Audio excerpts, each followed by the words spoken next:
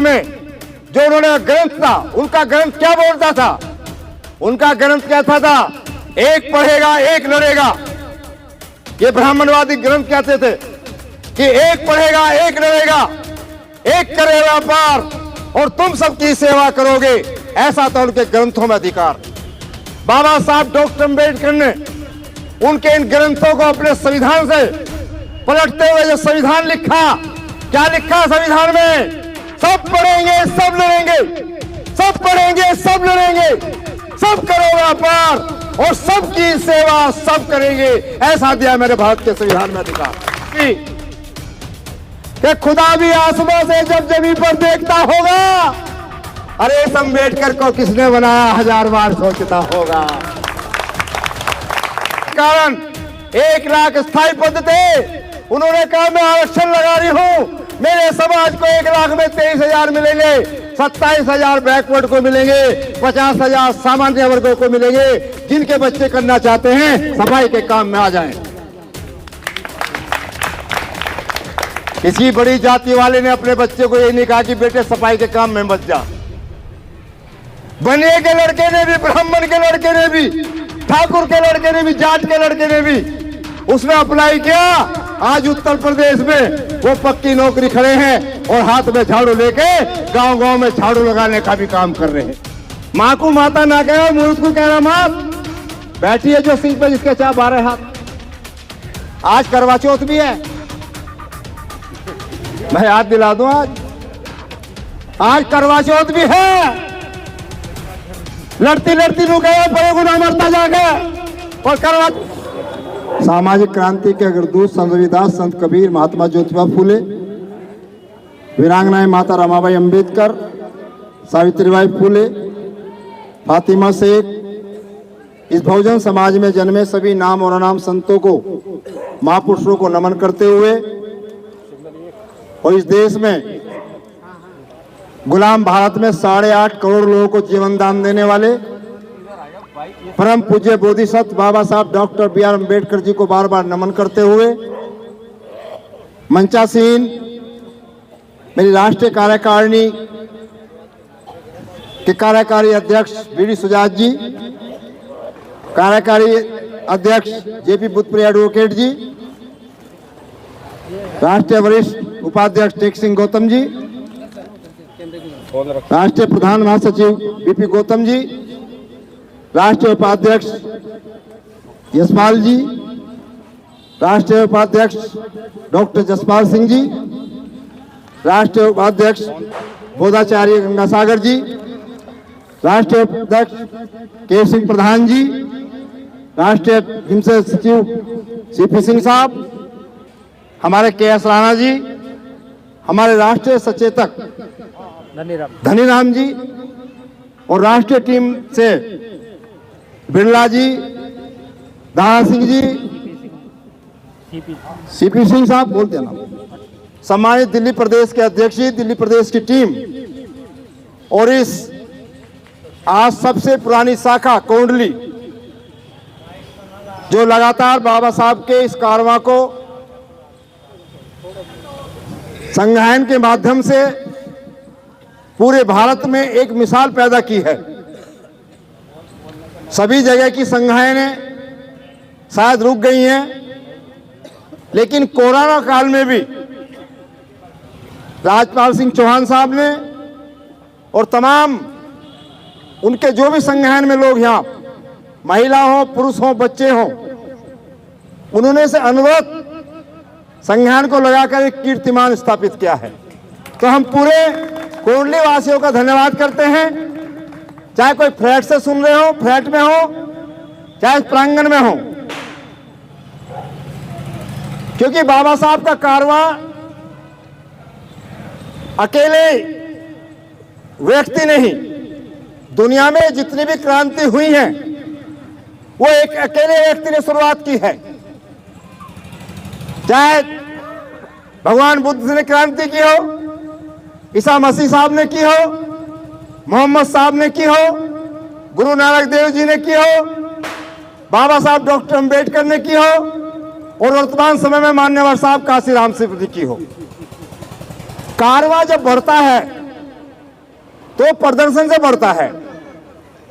आज ये सम्मान समारोह रखने का हम लोगों का यही कार्यक्रम इसलिए रखा गया कि ये भवन पे ना करके समाज के बीच जाके ही किया जाए।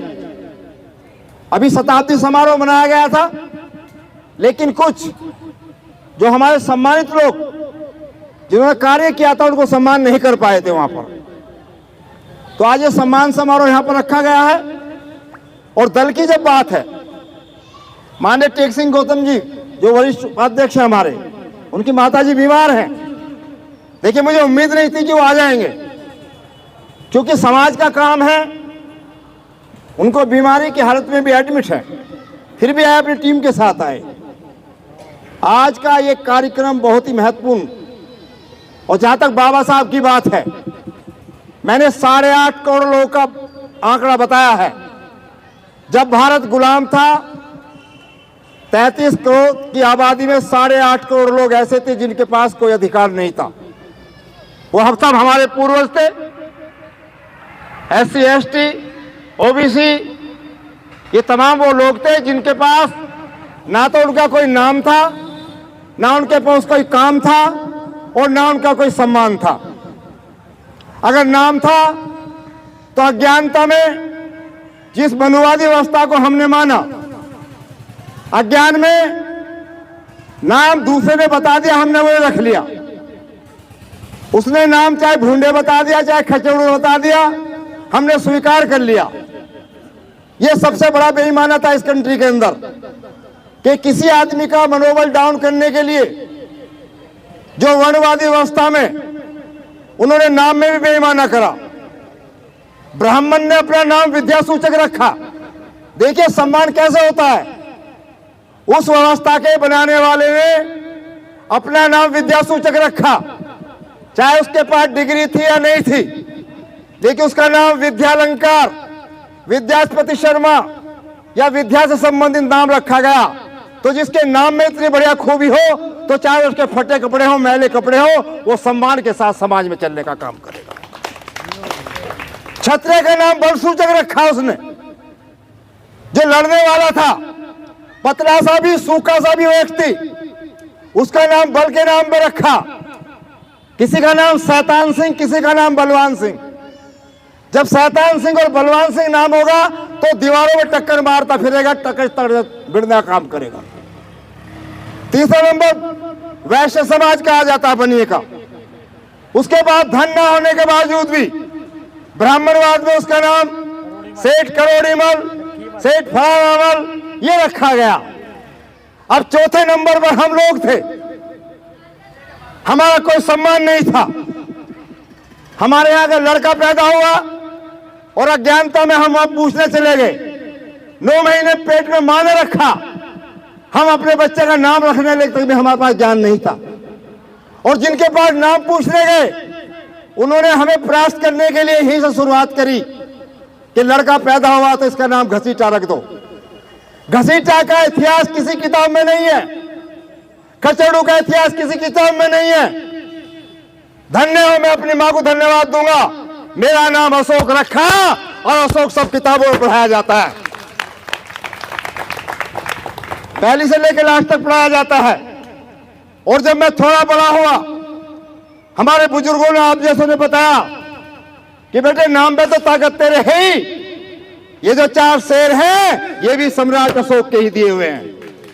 इनकी मोहर के बिना यहाँ का प्रधानमंत्री हो, राष्ट्रपति हो, दूसरे देश में उनकी कोई पहचान नहीं हो सकती।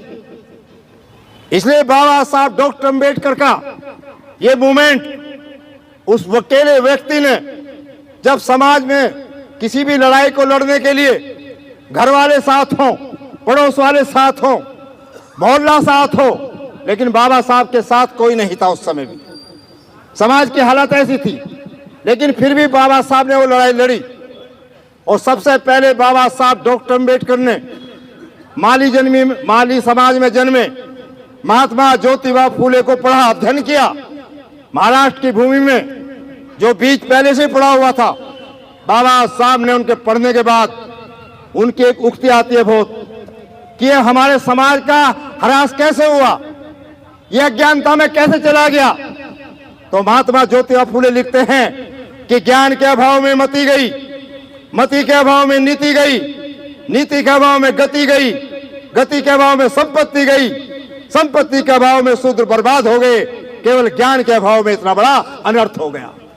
बाबा साहब ने इसी लाइन को पकड़ा कि ज्ञान के अभाव में इतना बड़ा अनर्थ हुआ है।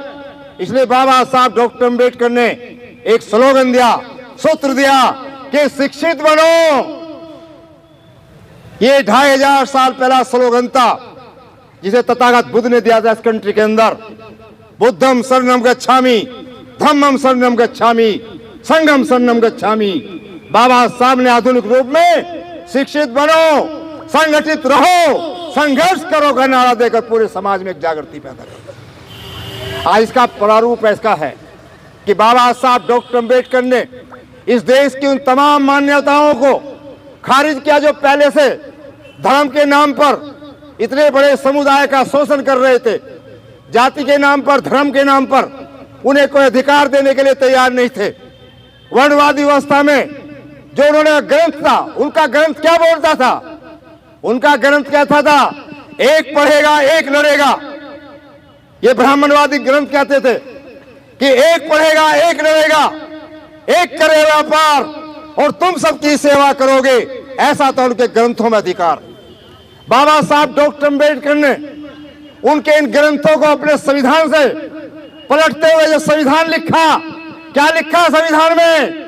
सब पढ़ेंगे सब लड़ेंगे, सब पढ़ेंगे सब लड़ेंगे, सब करो व्यापार और सबकी सेवा सब करेंगे, ऐसा दिया मेरे भारत के संविधान में अधिकार। सबको ब्राह्मण बना दिया बाबा साहब ने, सबको विद्वान बना दिया बाबा साहब ने, चाहे वो हिंदू हो, मुसलमान हो, सिख हो, ईसाई हो। जिसने अपने धर्म की तालीम तो दी लेकिन सामाजिक ज्ञान नहीं दिया, उनको शिक्षा का ज्ञान नहीं दिया। सबका दरवाजा बाबा साहब डॉक्टर अम्बेडकर ने खोला। तो सबकी केवल एक पर आधारित रखा। मिलिट्री में कोई भी जाए, सेना में सब कोई भी जाए, पहले केवल क्षत्रिय जाते थे। एक क्षत्रिय, एक देश के अंदर कितने क्षत्रिय होंगे? किसी ने आक्रमण कर दिया, मारकाट मची, आधे क्षत्रिय मर गए, आधी क्षत्रानी विधवा हो गई, तो पहले कौन रोता था? पहले केवल क्षत्रियों की माता रोती थी, उनके मरते थे वो रोते थे, ब्राह्मण नहीं रोता था, बनिया नहीं रोता था, और हमको तो रोने का भी अधिकार नहीं था। आज देश के अंदर जब कोई सैनिक शहीद होता है, चाहे वो किसी देश का है, किसी धर्म का है, एक सैनिक का वापस शहादत देने पर पूरा देश खड़ा हो जाता है, सब उसके साथ खड़े हो जाते हैं। यह बाबा साहब की ताकत। और तीसरा व्यापार, हमारी बात तो छोड़ दो, जो अपने आप को आज बहुत बड़ी जाति का मान रहे हैं, चाहे वो जाट हो, गुजर हो, मुझे नाम लेने में कोई वो नहीं है, जो अपने को क्षत्रिय मान रहे हैं, वे भी उनकी व्यवस्था में दुकान नहीं खोल सकते थे, और बाबा साहब की व्यवस्था में आज सब दुकान खोल रहे हैं, हम भी खोल रहे हैं। सबका रास्ता बाबा साहब डॉक्टर अम्बेडकर ने खोल दिया, और सबकी सेवा सब करेंगे। अगर देश को गंदा सब करेंगे तो झाड़ू भी सबको लगानी पड़ेगी। हमारे समाज ने ठेका नहीं ले रखा। यह साबित कर दिया बाबा साहब के अनुयायी बहन कुमारी मायावती ने उत्तर प्रदेश के अंदर एक समाज की महिला, जब इस उत्तर प्रदेश की 4 बार महिला मुख्यमंत्री बनी, उन्होंने 1 लाख सफाई कर्मचारी के पद निकाले थे। अगर बेईमाना कर लेती तो हमारे समाज से भर देती 1 लाख, लेकिन बाबा साहब के अनुयायी होने के कारण 1 लाख स्थायी पद थे। उन्होंने कहा मैं आरक्षण लगा रही हूं, मेरे समाज को 1 लाख में 23,000 मिलेंगे, 27,000 बैकवर्ड को मिलेंगे, 50,000 सामान्य वर्गों को मिलेंगे। जिनके बच्चे करना चाहते हैं सफाई के काम में आ जाएं। किसी बड़ी जाति वाले ने अपने बच्चे को यही नहीं कहा कि बेटे सफाई के काम में मत जा। बनिए के लड़के ने भी, ब्राह्मण के लड़के ने भी, ठाकुर के लड़के ने भी, जाट के लड़के ने भी उसमें अप्लाई किया।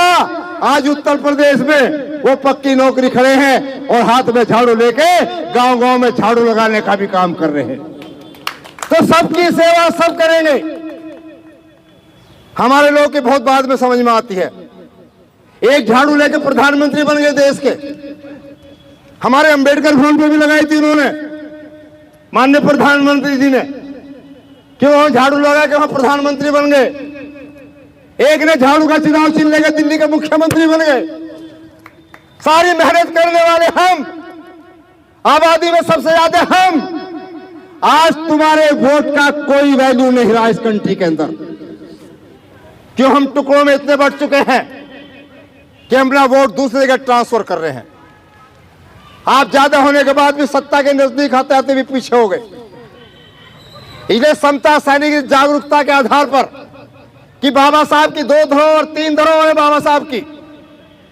सबसे पहली धरोहर समता सैनिक दल जो 1924 में बाबा साहब ने बनाया, जब देश के पास अपनी सेना नहीं थी, यहां के लोगों के पास। गुलाम भारत में भी बाबा साहब ने यह वर्दी वाला कैडर खड़ा किया। उस समय भी अंग्रेजों के सामने सबसे पहला बनाया बहिष्कृत हितकारिणी सभा 1924 के अंदर। बाबा साहब डॉक्टर अम्बेडकर ने, क्योंकि बहिष्कृत हितकारिणी सभा अंग्रेजों की समझ में नहीं आने वाला था, हिंदी का शब्द था।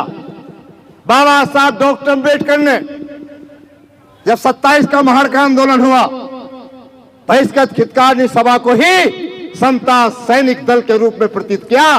वो अंग्रेजों की समझ में आ गया और हमारी समझ में आएगा। ये वही समता सैनिक दल है। बहुत से लोग समाज में पूछते हैं, नौजवान आज हमारे, कुछ हमारे बड़े भी पूछते हैं कि समता सैनिक दल क्या देगा। मेरा उनके लिए चेतावनी है, कान खुल के सुन लें। ये जो कुछ भी आज आपको मिला हुआ है, ये समता सैनिक दल की वजह से ही मिला हुआ है।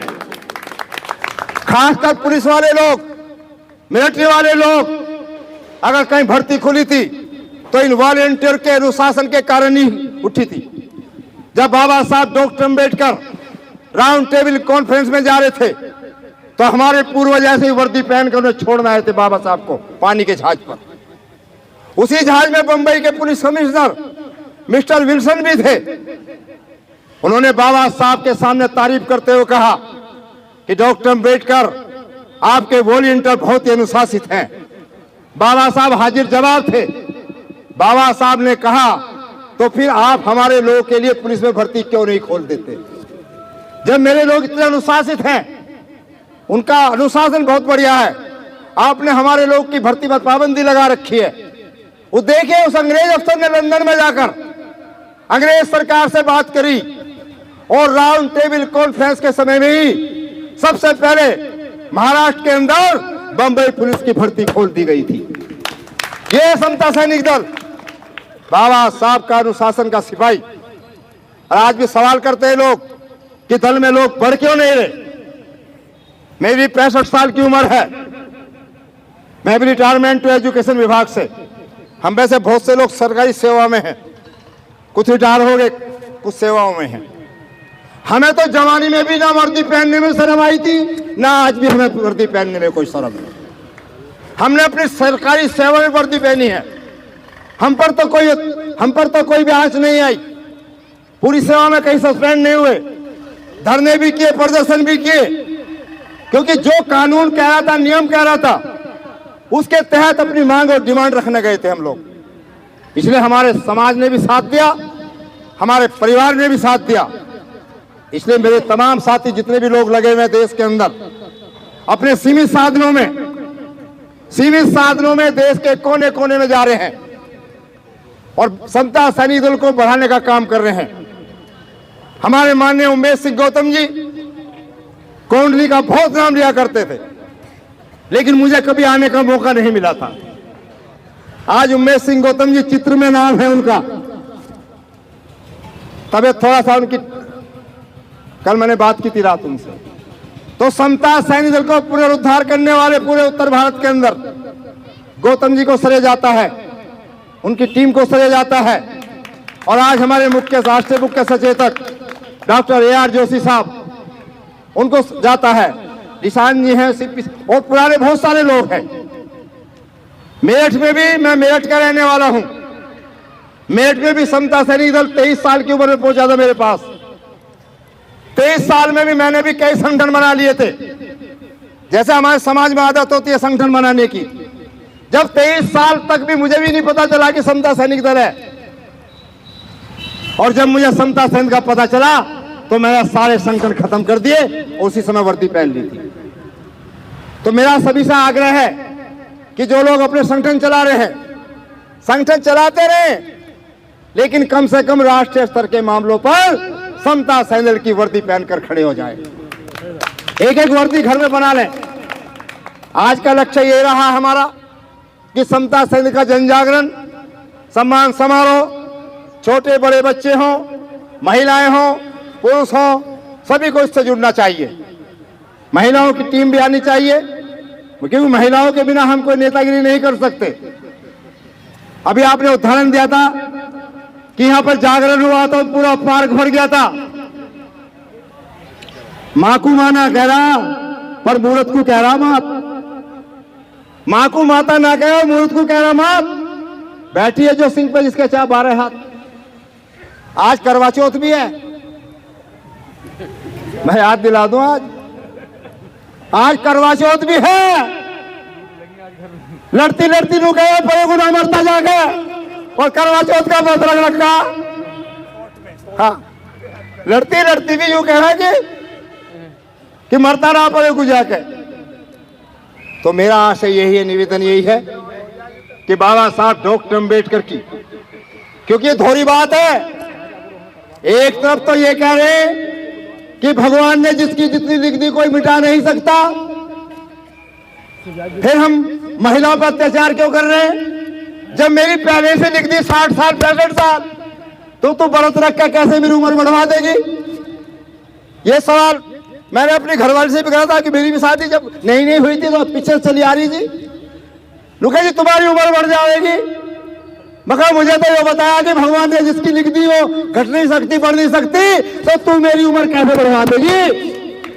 यदि उम्र बढ़ने का कोई तरीका है तो मैं तेरे लिए व्रत रखूंगा ताकि तेरी उम्र बढ़ जाए। तो इन चक्रों में जा देना है। और अंतिम बात कि बाबा साहब डॉक्टर अम्बेडकर ने जो कर दिया है वो इस देश के 33 करोड़ देवता नहीं कर पाए। इसलिए अगर कोई ऊपर बैठा है, कोई बैठे हैं कहीं भी कि खुदा भी आसमां से जब जमीन पर देखता होगा, या वे 33 करोड़ भी कि खुदा भी आसमां से जब जमीन पर देखता होगा, अरे इस अम्बेडकर को किसने बनाया 1000 बार सोचता होगा। कि जो काम हम नहीं कर पाए, भगवान बना, हमें लोग भगवान मान रहे हैं।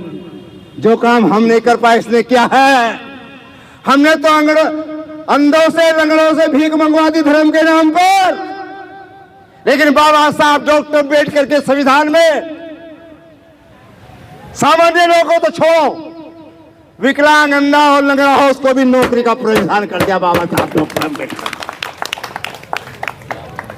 ये भिखारियों का देश नहीं था, ये भिक्षुओं का देश था। आज भिखारी ज्यादा हो गए, भिक्षु कम है। इसलिए भिक्षु को भी बढ़ाने की कोशिश करें। जो पुराने लोग हैं अगर घूम नहीं सकते तो कम से कम अपने एरिया में शेवर पहन के जा सकते हैं, कर सकते हैं। मैं कोई आदेश और निर्देश नहीं दे रहा, मैं तो अपनी बात बोल रहा हूं। अंत में नीले झंडे की बात, ये नीला झंडा बाबा साहब ने ऐसे ही नहीं दिया। आसमान का रंग नीला और समुद्र का रंग नीला। आसमान का रंग नीला, समुद्र का रंग नीला। इसलिए मेरा बहुजन समाज जो है ये, जिस तरह इसकी ऊंचाई का नहीं पता, समुद्र की गहराई का नहीं पता, तो आपकी ऊंचाई का भी नहीं पता है, आपकी गहराई का भी नहीं पता है। यदि बकस दे तो ताज 1 मिनट में दे दे, जैसे बहन जी को 4 बार प्रदान कर दिया। इसलिए अपना वोट करने के लिए बाबा साहब ने उंगली उठाई है। अपने वोट को एक जगह करने की कोशिश करें, सत्ता को लेने की कोशिश करें, बंटवारे में ना आए। बस अंतिम समय में अपनी बात करते हुए कि जुल्म और सितम से बचना चाहो, हमारी बात पर करो अमल। हर घर से एक बेटा बेटी दे दो, मांगे समता सैनिक दल। जय भीम, जय भारत, नव बुद्धाय।